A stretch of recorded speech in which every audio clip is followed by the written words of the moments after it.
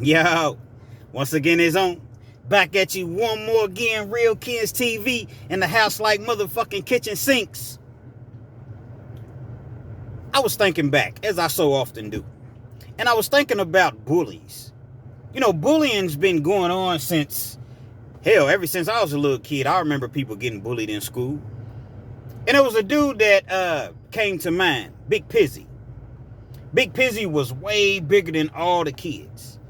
And so coming up, you know, in elementary, you know, he used to take your candy at school, you know, take your pencils. You come to school with the good pencils. He's just taking people's stuff. Nobody ever really stood up to Big PIZZY, you know, because he was just so much bigger than everybody else. It was just like, man, I don't want no problems with this guy. One particular day in the hallway, you know, we was probably in 4th or 5th grade. He's walking down the hall. I'm walking down the hall. I'm a very small kid back then, you know. Probably one of the smallest, you know, people in school. And so in my class anyway. And so, as I mentioned, he's on the left side of the hallway. I'm on the right side of the hallway, but we're coming in, you know, opposite directions. I knew that he wasn't going to move. So I said, you know what? I'm not going to move either. So I came up. I used to like to fight. And, you know, it was just a challenge to me. I was never really scared of anybody because it was like, okay, worst case scenario, they just beat me up. You know, that was just the mentality that I had as a young child. So we get closer and closer. And finally, it was just abundantly clear that he was not going to move. So we bump shoulders. Boom. So he turns around. Move, punk. Like I said, we in 4th to 5th grade. I was like, you move, punk. So he pushed me. Boom. I fly back to the locker. Hit my back on the locker because, you know, he's a big dude. I come back up to him. I push him. When I push him back, he don't even move. So the teachers, you know, they see us, they break us up or whatever. We end up getting sent to the principal's office. I'm going to get you after school. I'm going to get you after school, punk. You know what it is. Yeah, okay. I'm going to be here. I really didn't want to see Big PIZZY like that. But I had to stand up for myself. I had to let it be known that you're not going to just push me around like you push everybody else around. Nothing really came of that. But I tell you, from that day on, I feel as though Big PIZZY, although he didn't like me, I think that there was a respect there because he never said anything crazy to me. And he never, ever put his hands on me. So you fast forward years later, and Big PIZZY is still being Big PIZZY. Now at this point, Big PIZZY's, I want to say we're in our 20s at this point. So we go from 4th to 5th grade to our 20s. And he's still acting the same way. Now Big PIZZY is about 5'11", and I'm being dead serious. He was about 5'11". He's got to be weighing in at 260, 250, 260. Black dude. I mean, I don't really know how to explain him. He kind of had like a little gut, but he had some size to him because at this point he had already been in the penitentiary. So, you know, he had been lifting weights, and on top of the fact that he was already, you know, a big dude. And so Big PIZZY, man, he's out here on these streets, man, just going crazy, man. Now, when I say he's going crazy, meaning that if he wants something, like Fleece Johnson says, if he wants you, he gonna have you.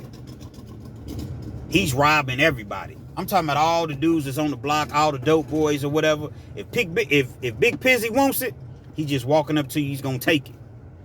Now, back then, guns wasn't really as, I don't necessarily want to say popular, because they're not popular now. But, you know, now pretty much everybody has something. Back then, it wasn't like that. A few people may have something, but it wasn't one of those things to where everybody, you know, was packing. Seen times where Big PIZZY be like, oh, yeah, let me see what you got, man. I'm you know, I might cop something from you. Buy something from you. You pull it out. Check this out, bro. This is real. This is raw. Yeah, this is raw. This is real, man. And I tell you what else it is. This is mine. And take it. And what you gonna do? What you gonna do about it? That's what I thought. And he'd just walk off. So he was known for robbing people, literally robbing people with his hands. Big PIZZY would go on to just continuously terrorize the streets until he caught his next case. He catches his case. He's in the county jail. He's running the poker games. He's running the poker tables. Now, he didn't run every poker game. Now, when I say he's running the poker games, meaning that he's putting down, he's housing the poker game. He's responsible for collecting all the items. He's responsible for, keeping score, because you keep score on paper in jail. I know it's kind of hard to imagine, but you do. And I ain't necessarily want to say keep score, but you keep your chip count, rather, on paper. Very, very difficult to understand unless you actually there. So every once in a while, he'd go to somebody else's poker games, because after all, you can't just consistently house poker games and expect people to come to your game, and you never show love and support for other people's games. Big PIZZY, he's in a poker game, and I'm not in the same cell, but I'm in the same dorm. Well, if you got a cool guard on, you can go in each other's cells, because each cell would hold like 12 people, and you got like 3 tables per cell. So, the poker games, a lot of times you got a cool officer, he'll be like, look, man, I don't care if y'all play poker, just don't do it in my face. So you can go to other people's cell, and play poker. Like I said, if you have a cool officer. So the poker game's going on. It's about 7, 8 people in the game. It's a nice game. The pot, the kitty, that's what they call it. I got everything in it. You got noodles, ramen noodles. You got cookies. You got sodas. You got potato chips, Doritos. Oh, man, you got all the good stuff in the kitty, in the pot. Big PIZZY, he's losing. I'm talking about he's losing like crazy. Now, being that you're playing for commissary items, it's not like you could just keep bringing items, because you have eyes in the sky. You got cameras. So you can't just consistently just be bringing your items to the table. They allow you to go up top. Going up top means it's just a form of credit. You bring your first to the table. So if you want to start the game off with $5, $10, whatever you're starting with, you bring that amount of commissary and it goes into the pot. So if you lose that, say you start off with $10, you lose that $10, you say, hey man, let me go up top $5. But there was a limit as far as how far you could, go up top. Big PIZZY lost a few times. He would go get his items, or he'd send one of his yes men, hey fam, go in my locker, man, and grab $5, get this, get that, or whatever. Dude to tuck it in his, his pants, his pockets, or whatever, under his shirt, bring it to the table. They put it in the kitty, no problem.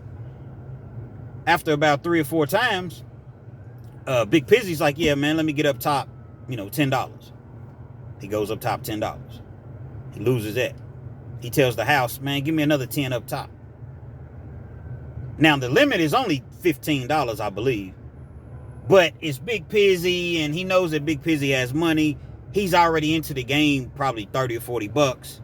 So he really don't want to tell him no. But at the same time, it's like, if I allow him to get away with it, then everybody's going to be like, well, hold on, man, let me go up top more than $15. Big PIZZY loses that. Man, give me another 10 up top. He allows Big PIZZY to go up top $30, which is double the amount that was allowed in the game. Big PIZZY loses that. Hey, man, give me another. Hold on, Big PIZZY. Respectfully, bro, man, you got to go get that. What you mean I got to go get that? As much money I done already put in the game, man. You playing me for a broke dude? You act like I'm broke or something, man? You know what I'm saying? My locker's full over there, bro. I'm not getting ready to keep, sending people running in and out of my locker, taking a chance of bringing stuff back. And if they get caught up, that's my stuff. If I lose, I'm going to pay at the end of the game. I understand that, bro. I'm not trying to argue with you. I'm just saying, if I allow you to keep going up top, then everybody's going to try to go up top. And that somebody's not going to pay. So it's just easier. You know what I'm saying? You got rules in your game to where you can't go up top nothing but $5 or $10. So what's the difference then, when I do it? Big PIZZY, he don't like that whatsoever. Because as I mentioned, he's already angered by the fact that he's lost so much money in this game. See, that's one of the dangers of playing poker in prison. Everybody's don't necessarily take losing too kindly. You're in jail. So just imagine how many people have anger issues, how many people are sore losers, So it's best to just stay off the poker table. But at any rate, they're not really arguing, but Big PIZZY's kind of getting a little bit loud. Bro, I'm just saying. You playing me like I'm some chump or something, The other dude, man, and the other dude, he ain't really no chump either, because everybody can't just run a poker game. Your average Joe can't just run a poker game, because people will take advantage of you and they'll run over top of you and they won't pay you. So the other dude, he's kind of, I'm just saying, man, Big Pizzy, you got to go get your items, bro. You know what I'm saying? Man, I ain't paying nothing. Matter of fact, Big Pizzy goes over to the kitty, grabs the whole kitty. I'm talking about the whole bag, everything. Takes the whole bag. Walks out of the cell. Takes everything to his cell. So essentially, he stuck up the whole poker game. Everybody's sitting around like, bro, what's going on, dog? Y'all just gonna let him take the kitty? But the thing about it, that falls on the house. As I mentioned, if you housing a game, you are responsible for everything that's in that game. So if it was $100 worth of items, commissary in that bag, you housing a poker game, you responsible for it. Even though everybody clearly seen him grab the bag, you're responsible for it. Big Pizzy ends up coming back. He took all his items that he had put into the game. He took them out of the bag, and I believe he took a couple more items and throws the kitty back on the bed. Come on, bruh. It's for us, man. It's what we doing. Yeah, it's what we doing. Because you play me like some bitch. You play me like some chump, man. So the dude, man, I'm just saying, bro, you need to go get that, man. I got to pay. This comes out of my pocket. Man, I don't care whose pocket it comes out of. I did what I did. If you don't like it, do something. That was his favorite thing to say. If you don't like it, do something. Look, I'm not even trying to go there with you, man. I'm not even trying to go there. This is for me and you. Me and you came up together, man. I've been knowing you since we look, I'm not trying to hear none of that, man. I'm not trying to hear none of that. If you don't like it, do something about it. Matter of fact, anybody in here don't like it, you can get me right now. Here's your opportunity. You can get me right now. Him and dude continue to have words. Well, shoot, let's get it then. Dude ain't scared. You know what I mean? They get to fighting. Big Pizzy's big, but when he's throwing them punches, if he connects, it's good night, Irene. Problem is, dude is fast, man. So, he's hitting Big Pizzy or whatever, but Big Pizzy ain't really able to connect. So what's the next thing he can do? He can grab him. Cell's not really that big. I mean, it's a nice size cell, but it's not huge. It's not like you really have a whole lot of room to dance around between the bunks and between the tables. You don't really have a whole lot of room. Now, when I say tables, I mean like the little the tables it's four to a table. Steel tables, steel seats. Big Pizzy rears back, catches him. Boom! When he catches him one good time, hits dude. Dude falls. I'm talking about he's knocked down on his feet. When he falls to the ground, before he hits the ground, the side of his face hits the chair that's, attached to the table, the bench or whatever. Seat. I guess seat would be the appropriate word. Side of his face hits, boom. He falls to the floor. This white stuff starts coming out of his mouth. Dude is like, I don't know, he's convulsed. I don't know exactly what's going on. Everybody, they gone. The people that don't even supposed to be in there, they gone.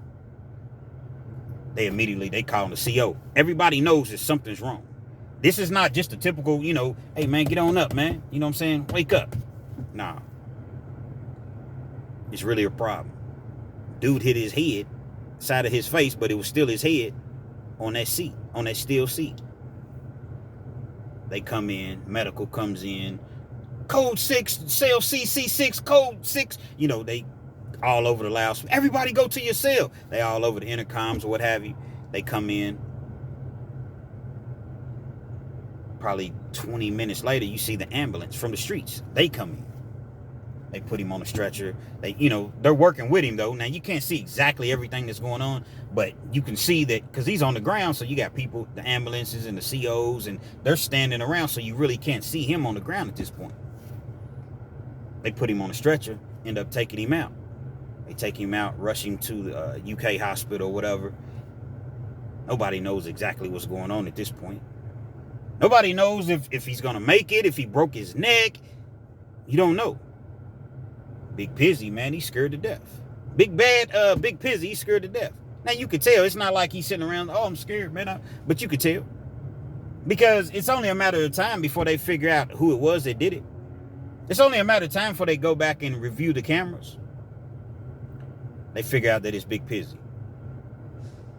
Somebody told. They take him to the hole. He's under investigation. The dude is in the hospital. They don't even know if he's going to make it. That's the word that we were getting back. They don't know if he's going to make it.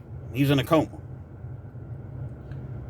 So now you're in a situation where, here it is, you in the county jail doing county time. Actually, you wasn't doing county time. You was on your way to the penitentiary. Something minor. I think he had like 3, 4, 5 years, something like that. So now you may never come home again. So now your 3, 4, 5 years that you were initially, coming through the system with could potentially turn into a murder case. See, we're in a Commonwealth state, and they will prosecute you, even if you didn't mean it. Even if it was just a fight, they will prosecute you. At the very, very least, you're going to get manslaughter. Initially, they'll probably hit you with a murder charge, and you'll just have to pay your attorney, or you go to trial and just hope and plead that the jury doesn't come back with a guilty verdict for murder. Manslaughter carries way, way less than murder. Murder's life sentence. So he's in a hole. The young man's in the hospital. He's in a coma for a couple weeks. By the grace of God, he comes out of the coma, and he ends up making a full recovery. Well, even though he came out of the coma and he made a full recovery, the Commonwealth still came in and charged Big PIZZY with assault. Couldn't charge him with first-degree assault because he didn't have a weapon, but they charged him with second-degree assault. Now, first-degree assault in the Commonwealth of Kentucky carries 10 to 20, and you're going to do 85% of that time.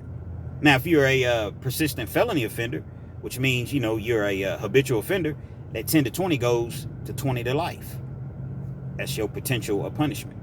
So he's facing 5 to 10 on the assault charge. And I believe he ends up getting like an additional 8 years for the assault on top of the 3, 4, 5 years that he already had. They send him on to prison. He dodges a major, major bullet. 13, 14, 15 years was his total sentence. In Kentucky, man, you can, with classes and good time that they give you, and as long as it's non-violent, even though it was a violent act, he didn't fall up under the 85% rule. So he still was able to do 20% of his time before he seen the parole board. Now, for you all that are not familiar as far as how the Kentucky systems work and whatnot, go back and check out some of my older videos, and I thoroughly explain it in several different videos as far as how the parole system works in Kentucky, respectfully. So that time that he had, he ended up doing maybe 6 or 7 years. Then he comes home. He finally makes it home on parole. Now, one would think, okay, this guy, after everything that he's gone through, all the bullying, all the violence, all the time that he served, he has to be calmed down. He has to be to the point to where he's tired of going back and forth to jail. He's tired of hurting people. He's tired of behaving the way that he behaves. And he acted right for a little bit when he first came home. He got him a little job. Him and his girl, they were still together. She rode with him the entire time. They had kids together, what have you. And so, he was pretty much just staying out of the way, staying out of the streets. Started playing poker again. See, he would often go to the gambling houses. They have a whole lot of gambling. I'm not going to say a whole lot, but back then anyway, they had gambling houses that you could go to. And hell, you may go in on a Friday night on a poker game and may not leave until Sunday afternoon. That's how them poker games went, man. Time just flies by, man. You at that table and you winning, you losing, and next thing you know, you've been sitting at that table for 24 hours, 36 hours playing poker. He gets to playing poker again. Old ways start to come back. He losing. He don't want to pay. He wants to try to rob the game. He wants to try to, bully people. He wants to make a spectacle out of the situation. So much to where people don't even like playing with him. They don't even like coming to the game because it's like, man, I'm not scared of this dude. I'm going to end up having to do something to this dude. I'm going to end up having to potentially unalive this dude because he can't control his anger. He get mad, flip the table over, grab his money and leave. Dudes wasn't having that. He got to the point to where he thought that he was just going to be able to rob the D-boys again. Rob the dope boys. Now, mind you, he has done 6 years in prison, 6, 7 years in prison. He had been out for a little bit before he had actually started to, do these things again. So you're looking at 9 to 10 years between when he was doing that at first, as far as taking people's stuff, taking people's, their bags and their money right out of their pocket, knocking people out, going in their pockets, taking their stuff. It's a 9, 10-year difference. Things done changed. Dudes keep them things on them. They keep them burners. They keep that heat on them. And it's not going down. Like in the movie Friday when Debo was coming. Debo. Who? Debo. And they get to taking their chains off and their watches off and their money and everything out of their pocket. They were smart because they knew Debo was coming. But you got Red. Red thought he was going to outsmart Debo. So I'm just tuck mine in. He tried to tuck his chain in. And what happens? Debo comes. Oh, y'all some high rollers. Y'all ain't got nothing. No. Broke as a joke. Oh, you got something. You got something. Give it up, Red. What you got on my drink, homie? Snatches the necklace off of his neck. Come on, Debo. Why you tripping, man? My grandmama gave me that chain. Shut your ass up. That's how Big Pizzy was. Literally, that's how Big Pizzy was Big Pizzy before Debo on Friday. Goes up to a dude one day. They gonna do a transaction or whatever. Now, Big Pizzy has dealt with this dude a couple times, so I guess the dude kind of let his guard down and he feels, somewhat comfortable dealing with, doing transactions with Big Pizzy. Big Pizzy's copping from him. He's buying from the dude. Dude keeps that heat on him, though, so he ain't worried about nothing. Keeps that heat on him. He's with his girl. They talking or whatever. Big Pizzy's like, look, bro, that last batch you gave me, it wasn't no good, man. I need my bread back or I need another batch. It wasn't no good. Dude's like, man, that batch I gave you, man, it's the same batch I always give you. And it's the same batch that I gave everybody else. Ain't nobody else said it wasn't no good. Bro, I don't know. I ain't got nothing to do with everybody else, man. I need my bread back, dog. Or you gonna give me another, another batch. Dude knew Big Pizzy was running game on him. Said, nah, bro, I can't do it, man. I'm a businessman. I'm supposed to take that hit. Then you go take a hit. You're gonna take a hit one way or another. But you're gonna give me my money back. You're gonna make this right. Dude was like, man, I can't do it. Damn! Slap shit out of him. Slap fire out of him. Right in front of his girl. Slapped him. Slapped him. Takes the bag. Get in his car and drives off. Now, even though dude had that thing on him, I guess this particular day, he wasn't feeling brave. Now, be damn if somebody's gonna slap me, not punch me, you slap me. I mean, you playing me for soft, you slap me? I'm not saying that I can't get slapped, but it's gonna be some, for every action, there should be a reaction, right? You ain't just gonna slap me and I'm gonna just sit here and hold the side of my face while you just walk off, calmly walk off, get in your car and drive off? No. This dude, that's what happened. His girl, you okay, baby? You okay? She's trying to console him or whatever.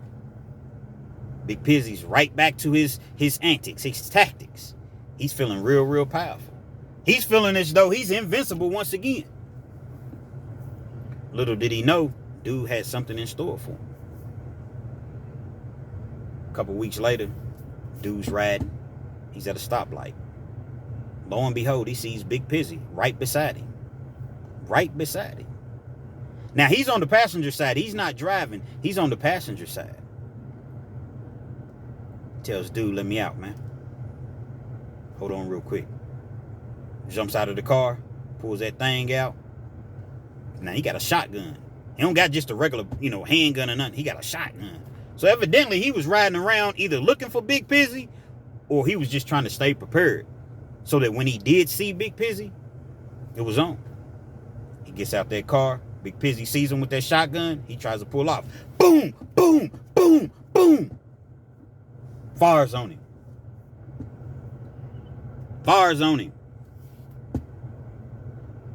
Hits him a few times. I don't know exactly how many. It was a long time ago. I don't know exactly how many times that he got hit.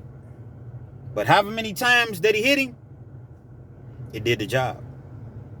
Big PIZZY ceased to exist at that point. Didn't make it. DOA. People came, tried to resuscitate him, tried to get him to the hospital. It was too late, man. Dude done drove off. They don't have a clue who did it. Sure, you got technology, but it's not nearly as advanced as it is to this day. So for a while, nobody really knew who did it. Yeah, the streets knew. But as far as the police, they doing their investigating or whatever. And you got informants out here on the streets or whatnot. So they finally bring in the individual that was responsible, allegedly, for doing it. They asking what happened. I don't know what y'all talking about. I don't know nothing. Now, he didn't tell the police that he wanted to speak with an attorney. And I'm actually going to end up interviewing this guy. Hopefully, I'm going to be able to get an interview with him, depending on, how in depth that he wants to go into the story. But I'm working on it. He's going back and forth to court. He's in the county jail, whatnot. His bond is so high he can't get out. So it comes time to go to trial. When it comes time to go to trial, his lawyer, they had switched the whole thing up. Now it's self-defense. Yeah, I did it, but it was in self-defense. I did this, but it was self-defense. I'm not sure if they actually had footage. Had a I know they definitely had like witnesses or what have you. So he says, I did this, but it was, this guy's a known terrorist. He's a known just bully in the streets, man. He's done this to people. He's done that. So, I fear for my safety. I fear for my life. He gets up on the stands and, he tells his story. Most of the time when you go to trial, you don't get up on the stands. But he wanted to tell his story because he didn't want to appear to the jury just to look like a killer. Tells his story on the stands or what have you. They come back with a guilty verdict.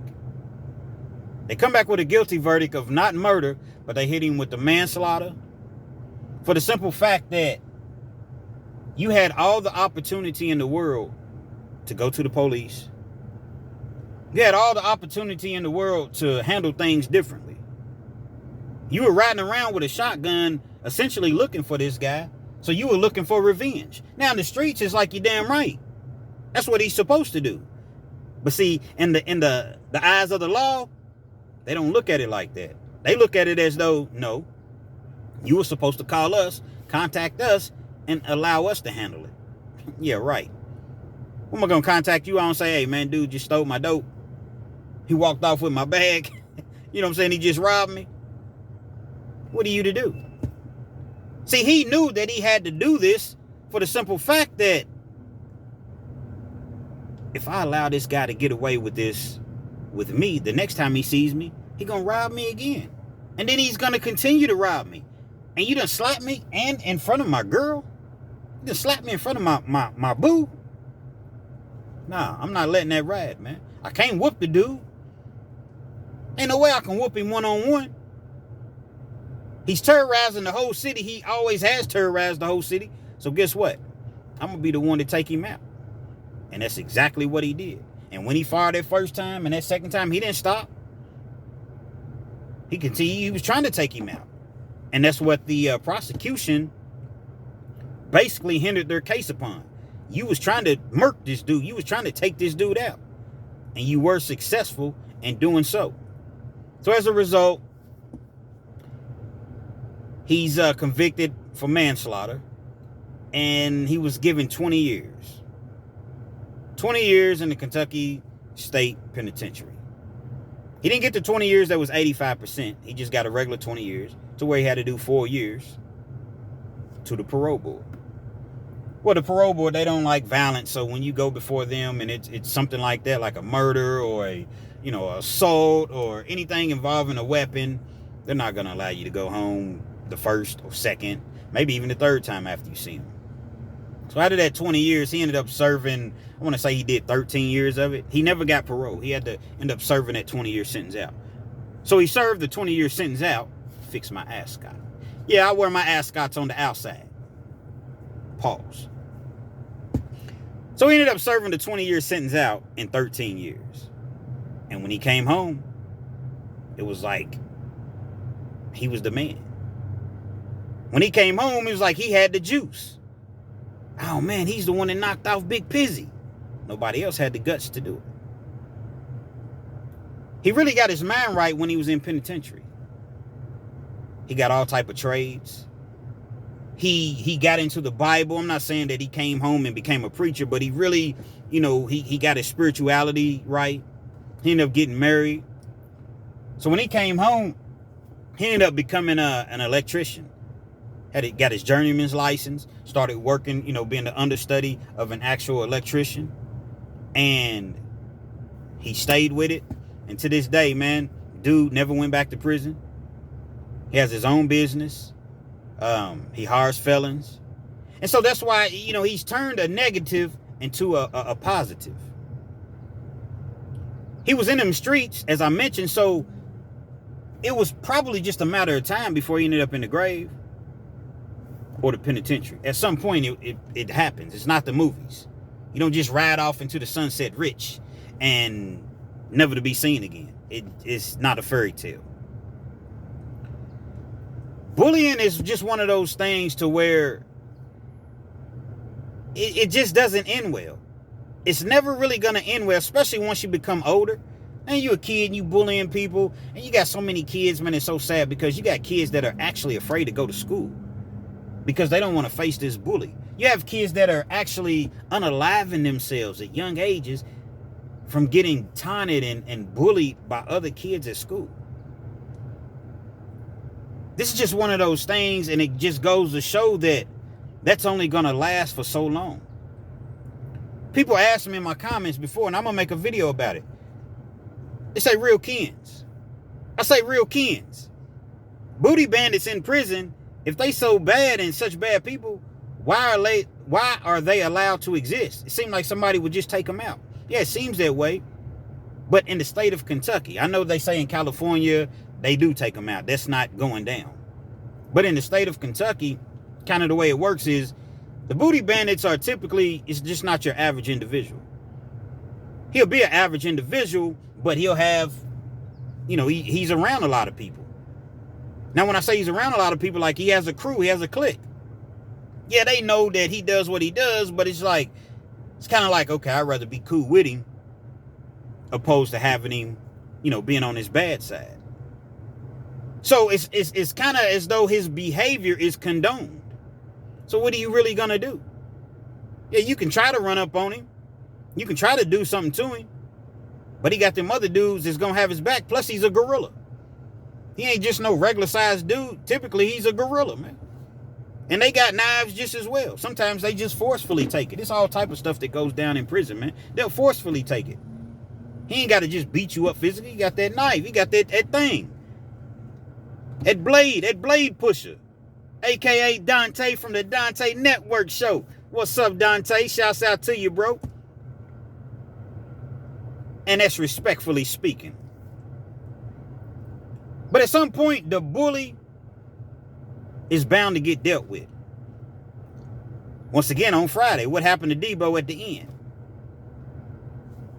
He got knocked out.